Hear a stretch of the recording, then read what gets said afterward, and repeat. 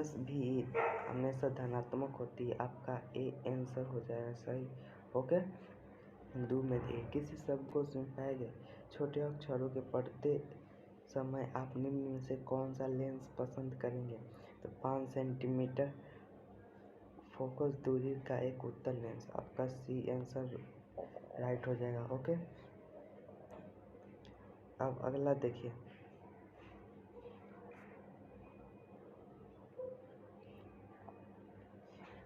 तीसरा क्वेश्चन देखिए, मोटर गाड़ी के चालक के सामने सामान्यतः लगा रहता है तो उठ लगा होता है। आपका आंसर बी हो जाएगा। ओके, बी एकदम राइट हो जाएगा। 4 में देखिए, एक व्यक्ति समतल दर्पण की ओर 4 मीटर पर सेकेंड की चाल से आ रहा है। व्यक्ति को समतल दर्पण में बना अपना प्रतिबिंब किस चाल से आता हुआ प्रतीत हो? तो समतल दर्पण दोगुना हो जाता है 8 मीटर पर सेकेंड से। आपका सी आंसर हो जाएगा। Okay, right. अब देखिए अगला,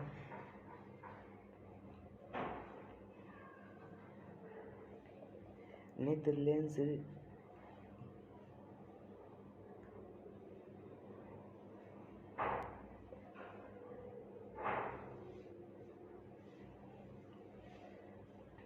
लेंस की फोकस दूरी बढ़ जाने से आँख में उत्पन्न दोष होता है। तो कौन सा दोष होता है? तो दीर्घ दृष्टि दोष होता है। ओके, आपका आंसर भी राइट हो जाएगा। 6 में देखिए, दूर दृष्टि दोष वाले व्यक्ति द्वारा जिस चश्मे का प्रयोग किया जाता है उसमें लगे रहते हैं। तो उसमें कौन से लेंस लगे रहते हैं? तो उत्तल लेंस लगे होते हैं। आपका आंसर सही हो जाएगा। ओके, ठीक है।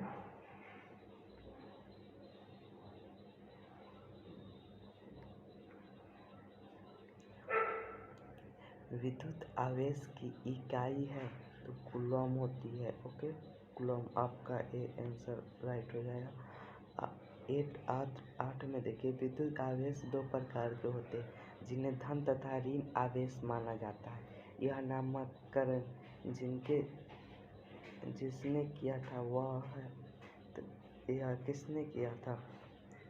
तो बेंजामिन फ्रैंकलिन ने किए थे। D answer. ओके,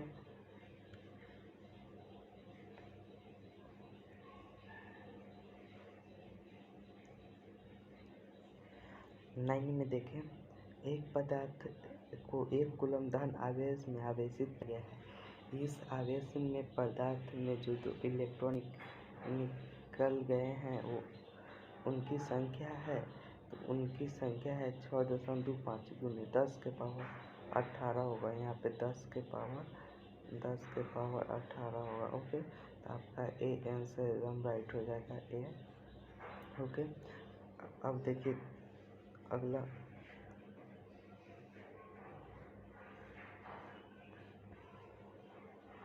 10 में देखिए, किसी विद्युत बल्ब पर 220 विभवांतर तथा 100 वाट अंकित है। जब इसे 110 वोल्ट पर प्रचलित करते हैं तब इसके द्वारा उपयुक्त शक्ति कितनी होती है? तो 220 में 100 करता है तो 110 में 50 वाट करेगा। तो आपका आंसर सी हो जाएगा। ओके, सी हो जाएगा। अब देखिए 11, विद्युत चुम्बकीय प्रेरण की परिघटना है। तो कुंडल तथा चुंबक के बीच आपेक्षिक गति के कारण कुंडली में प्रेरित विद्युत धारा उत्पन्न करता है। तो आपका आंसर सी हो जाएगा। ओके, सी आंसर हो जाएगा। अब आगे देखिए,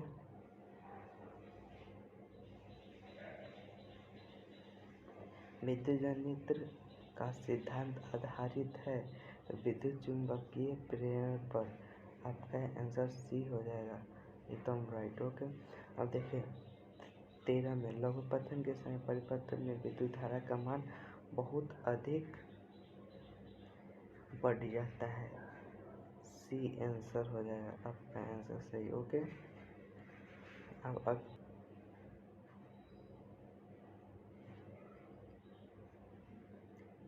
प्रतिक्रिया PbO प्लस कार्बन से Pb प्लस CO बनता है। तो यह किस प्रकार की अभिक्रिया है?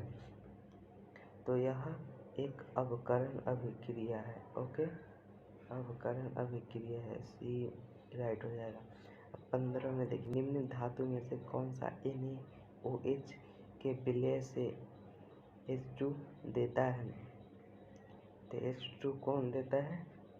तो एल्युमिनियम देता है। ओके, सी राइट, सी हो जाएगा राइट आंसर एकदम। अगला देखिए,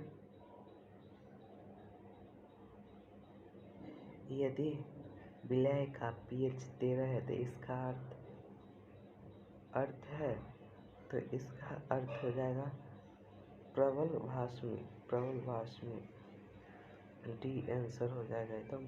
ओके, अब देखिए, साधारण ताप पर फास्फोरस का अणुसूत्र है, तो साधारण ताप पर फास्फोरस का अणुसूत्र P4। ओके, P4 होगा।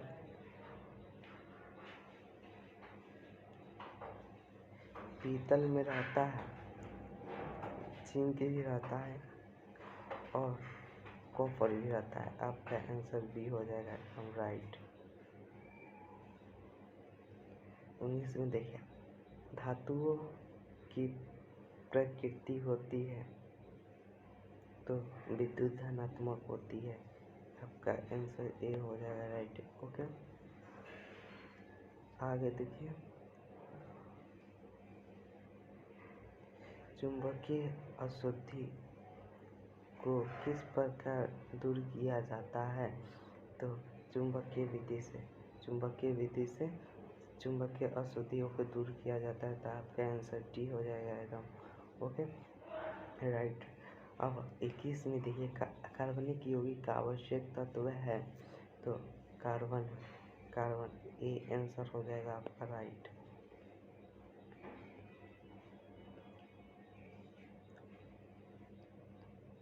22 में देखिए, अक्रिय तत्व कौन सा है?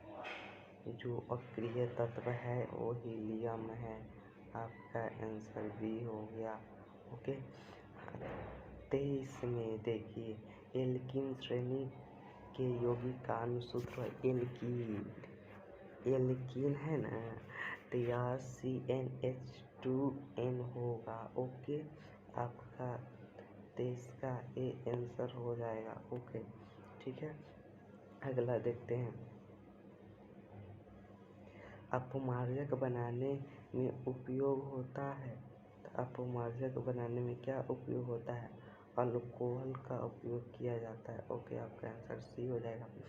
25 में देखिए, प्रतिशत आवर्त सारणी में VIIA के तत्व हैं, तो कौन से तत्व है? तो हैलोजन,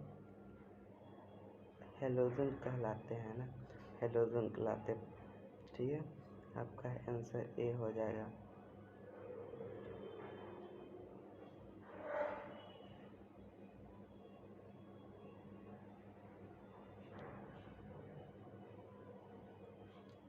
आवर्त सारणी में बाएं से दाएं जाने पर प्रकृतियों के बारे में कौन सा कथन असत्य है, कौन सा गलत है?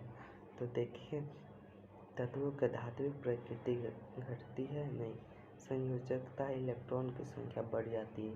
आपका आंसर बी हो जाएगा राइट एकदम। ओके, बी एकदम राइट हो जाएगा। नहीं, बी नहीं होगा, बी नहीं। परमाणु आसानी से इलेक्ट्रॉन का त्याग करता है, हाँ, यही सी हो जाएगा आंसर। ओके, 27 में देखिए, प्रकाश संश्लेषण की प्रक्रिया में उत्पन्न होता है। तो प्रकाश संश्लेषण की प्रक्रिया में क्या उत्पन्न होता है? तो हो जाता है इसमें कार्बोस। आपका आंसर भी हो जाएगा। ओके,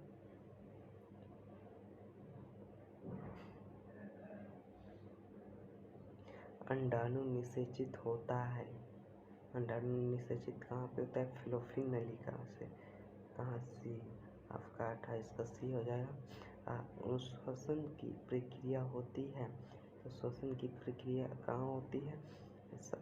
साइटोप्लाज्मा में। काम होती है तो साइटोप्लाज्मा में काम माइटोकॉन्ड्रिया में लाइसोसोम में हरित लवक में। तो आपका आंसर क्या हो जाएगा? माइटोकॉन्ड्रिया। ओके। एक स्वच्छ मनुष्य का प्रकुचर कहते 120/80। अगर आप पहले अनुशीतलन कहे तो 80/120 हो जाएगा। ओके, तो आपका ए आंसर सही हो जाएगा।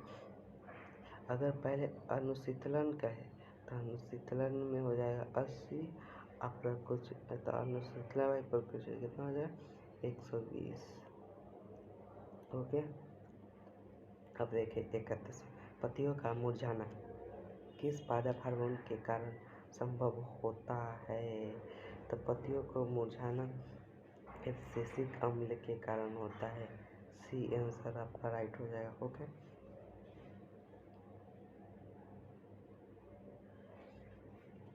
कौन सा पादप नियंत्रण फल बेचने वालों द्वारा प्रयोग किया जाता है?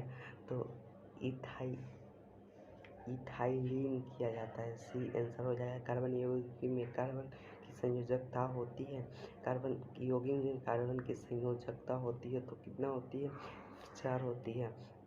आपका आंसर भी एकदम राइट हो जाएगा।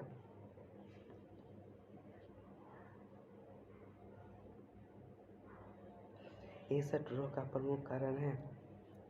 एसड रोग का प्रमुख कारण क्या है? असुरक्षित यौन संपर्क। आपका ए आंसर एकदम राइट हो जाएगा। ओके, चमगादड़ एवं पक्षी के पंख किस प्रकार के अंग के उदाहरण हैं? किस प्रकार के अंग के उदाहरण में? तो आपका सही आंसर हो जाएगा समझाते। आपका सही आंसर समझाते भी हो जाएगा। ओके,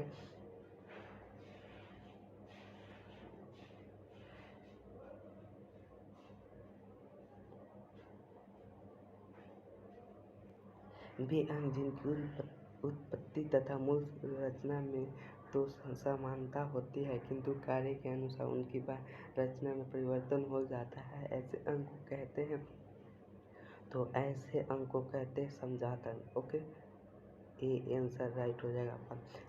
37 में देखिए कृत्रिम परितंत्र का उदाहरण है। कृत्रिम परितंत्र का उदाहरण बगीचा खेत। हाँ, वन तालाब नहीं, झील तालाब नहीं, बगीचा खेत। हाँ, आपका आंसर सी हो जाएगा एकदम। ओके,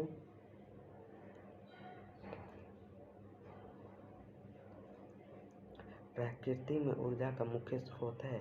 तो प्रकृति में ऊर्जा का मुख्य स्रोत सूर्य है। सूर्य से ही ऊर्जा मिलती है, प्राप्त होती है। आपका आंसर भी हो जाएगा। वनों के संरक्षण के लिए निम्न में से कौन सी प्रकृति को नियंत्रित करने की आवश्यकता है? तो पेड़ की अंधाधुंध कटाई, अतिचारण, खनन, इनमें से सभी। आपका डी हो जाएगा। ओके,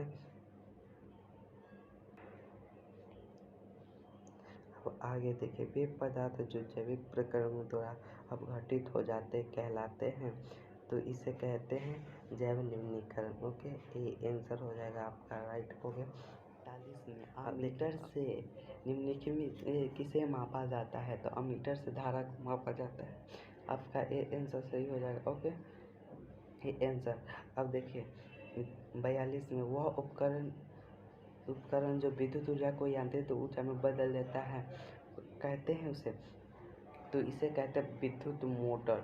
जो विद्युत ऊर्जा को उस यांत्रिक ऊर्जा में बदल देते हैं विद्युत मोटर कहते हैं। ओके, अब देखिए 43 में देखिए प्लाज्मोडियम में किस विधि द्वारा जनन होता है? तो किस विधि द्वारा जनन होता है? तो बहुखंडन विधि द्वारा होता है। ओके, बी आंसर हो जाएगा आपका राइट। निकट देखते दोष को निम्नलिखित में किस लेंस द्वारा हटाया जाता है? तो अवतल लेंस द्वारा। बी हो जाएगा आपका आंसर सही। ओके, 45 में देखो पौधे में जमीन अंग कहाँ पाए जाते हैं? तो पुष्प में पाए जाते हैं। आपका सी आंसर हो जाए। मेंडल ने अपने आनुवंशिक प्रयोग हेतु किस पौधे का प्रयोग किया था? तो मटर के पौधे के किए थे। सी आंसर राइट हो जाएंगे आपके।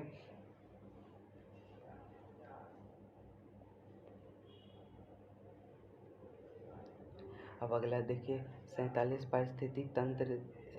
पारिस्थितिकी तंत्र में ऊर्जा का प्रवाह किस दिशा में होता है? तो कौन सी दिशा में होते हैं? तो बहुदिशीय होते हैं। आपका आंसर सी हो जाएगा।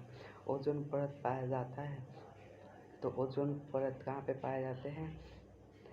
वायुमंडल के ऊपरी सतह में। वायुमंडल के ऊपरी सतह में। आपका बी आंसर राइट हो जाएगा। ओके। अब देखिए 49वें दाढ़ी बनाने में कौन सा दर्पण उपयोग होता है? तो दाढ़ी बनाने में उत्तल दर्पण उपयोग करते हैं। नहीं, दाढ़ी बनाने में उत्तल दर्पण उपयोग करते हैं। आपका आंसर बी हो जाएगा। ओके। प्रकाश के परावर्तन के कितने नियम हैं? प्रकाश के परावर्तन के 2 नियम होते हैं। ओके, ये आंसर हो जाएगा आपके। अब देखिए 51 में निर्वात में प्रकाश की चाल होती है 3 × 10⁸ मीटर पर सेकेंड। आपका ए आंसर हो जाएगा। Okay right. किस दर्पण में बड़ा प्रतिबिंब बनता है? तो अवतल दर्पण में बड़ा प्रतिबिंब बनता है। B answer. ओके। अब देखिए 53 में दंत विशेषज्ञ किस दर्पण का उपयोग मरीजों के दांतों का बड़ा प्रतिबिंब देखने के लिए करते हैं? तो अवतल दर्पण में बड़ा प्रतिबिंब बनता है। ओके, ठीक है, याद रखिएगा। किस दर्पण में केवल आभासी काल्पनिक प्रतिबिंब बनता है? तो आभासी या काल्पनिक प्रतिबिंब समतल और उत्तल, समतल और उत्तल दोनों में बनते हैं। डी आंसर आपके राइट हो जाएंगे। ओके। अब देखिए 55 में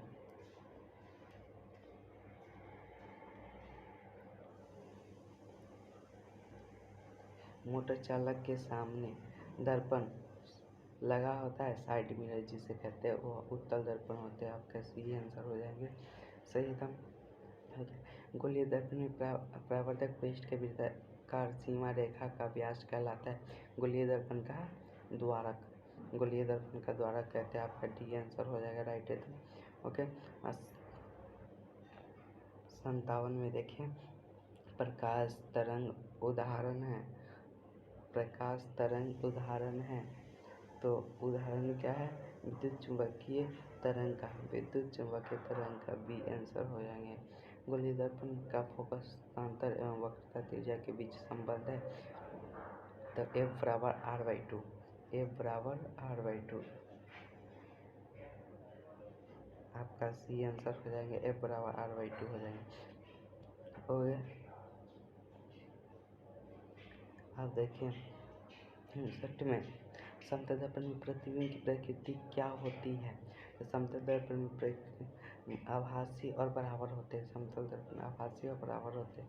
आपका डी आंसर राइट हो जाएगा। सोलर कुकर में किस दर्पण का व्यवहार किया जाता है? तो सोलर कुकर में अवतल दर्पण रहते हैं। नहीं, बी आंसर हो जाएंगे आपके। Search right. अब देखिए अगला कोई सर्च राइट का प्रवर्तक सतह होता है। तो आपका आंसर प्रवर्तक सतह होता है तो एक का अवतल दर्पण बी हो जाएंगे। ओके। यदि किसी बिंब का प्रतिबिंब का आवर्धन ऋणात्मक हो तो उस प्रतिबिंब का प्रकृति क्या होगी? वास्तविक और उल्टा। आपका ए आंसर राइट हो जाएंगे। ओके। अगला देखिए किसी दर्पण के सामने आप चाहे जितनी दूरी है आपका प्रतिबिंब सीधा ही बनता है। संभव दर्पण है। इसमें संभव दर्पण है तो इसमें दर्पण समतल या उत्तल हो जाएंगे। ओके, डी आंसर हो जाएंगे आपके। अवतल दर्पण द्वारा किसी भी वस्तु का बना प्रतिबिंब आभासी सीधा तथा बीम से बड़ा पाया जाता है। तब वस्तु की स्थिति कहाँ होनी चाहिए? तो वस्तु की स्थिति होनी चाहिए दर्पण के ध्रुव और मुख्य फोकस के बीच होनी चाहिए। आपका आंसर डी हो जाएगा। ठीक है।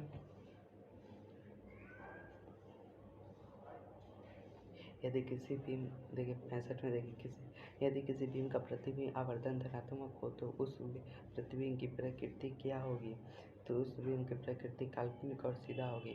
आपका डी आंसर राइट हो जाएंगे। 66 में यदि किसी वस्तु का आवर्धित काल्पनिक प्रतिबिंब बनता है तो अवतल दर्पण से बनते ही सब। ओके। अगला देखो, निम्नलिखित में से कौन उत्तल दर्पण की फोकस दूरी जिनकी वक्रता त्रिज्या 32 सेंटीमीटर है, तो फोकस दूरी निकालता अभी बताएं a/r/2। तो r दिया हुआ है कितना? r दिया हुआ 32 और 2 काटना है तो कितना 16 हो जाएगा। तो 16 सेंटीमीटर का सी आंसर एकदम राइट हो जाएंगे। Okay, C answer. हाँ देखिए अगला, परावर्तक के नियम से निर्धारित होती है आपतन कोण और परावर्तन कोण बराबर होते हैं। आपका ए आंसर सही हो जाएंगे। ओके, ए आंसर सही हो जाएंगे। अगला देखिए, समतल दर्पण द्वारा बना प्रतिबिंब होता है तो समतल दर्पण द्वारा बना प्रतिबिंब काल्पनिक होते हैं। ओके, काल्पनिक होते हैं। बी आंसर आपका राइट हो जाएगा। संयुग्मी फोकस केवल संभव है फोकस संभव है तो अवतल दर्पण बी आंसर आपके राइट हो जाएंगे। ओके, अब देखिए उत्तल दर्पण में प्रतिबिंब सदैव बनता है तो सदैव ध्रुव और फोकस के बीच बनता है। आपका सी आंसर हो जाएंगे। किसी दर्पण का मध्य बिंदु कहलाता है किसी दर्पण का मध्य बिंदु क्या कहलाता है? ध्रुव कहलाता है। बी आंसर हो जाएगा सर। ठीक है, राइट एकदम।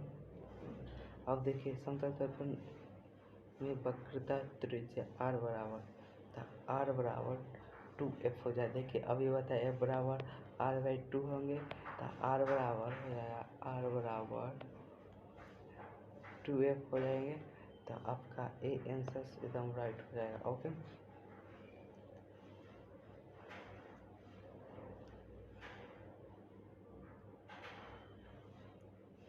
नहीं है, समतल दर्पण पे कहता है ना, तो समतल दर्पण पर r अनंत बनेगा।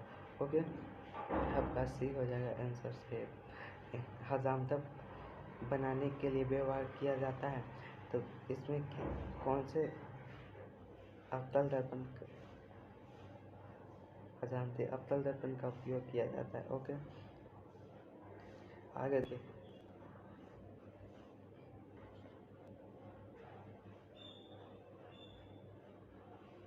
समतल दर्पण का रेखीय आवर्धन होता है तो समतल दर्पण का रेखीय आवर्धन होते हैं तो m=1 होते हैं। ओके, आपका सी आंसर राइट हो जाएंगे। प्रतिबिंब की ऊंचाई और वस्तु की ऊंचाई के अनुपात को कहते हैं तो आवर्धन कहते हैं। सी आंसर हो जाएंगे आपके। ओके, अगला देखिए, गाड़ियों में अग्रदीपों में किस दर्पण का उपयोग किया जाता है? अग्रदीप तो मतलब उत्तल दर्पण का उपयोग किया। गाड़ियों के दीपों में किस दर्पण का उपयोग किया जाता है? आपका ए आंसर राइट हो जाएंगे। ओके, अब देखिए 78 में दर्पणों के प्रयोग में सभी दूरियां मापी जाती हैं तो सभी दूरियां मापी जाती है किससे? तो आपके दर्पण के दूरत्व से। ओके, गोलीय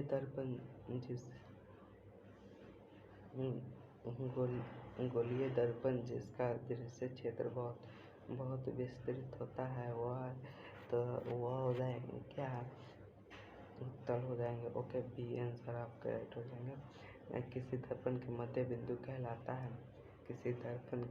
बिंदु कहलाते हैं वक्रता केंद्र कहलाते हैं। ओके, सी आपके आंसर एकदम राइट है। तो बच्चों अगर वीडियो पसंद आए तो वीडियो को लाइक करें और चैनल पे नए हो तो चैनल को सब्सक्राइब करें एंड वीडियो को शेयर करें। धन्यवाद।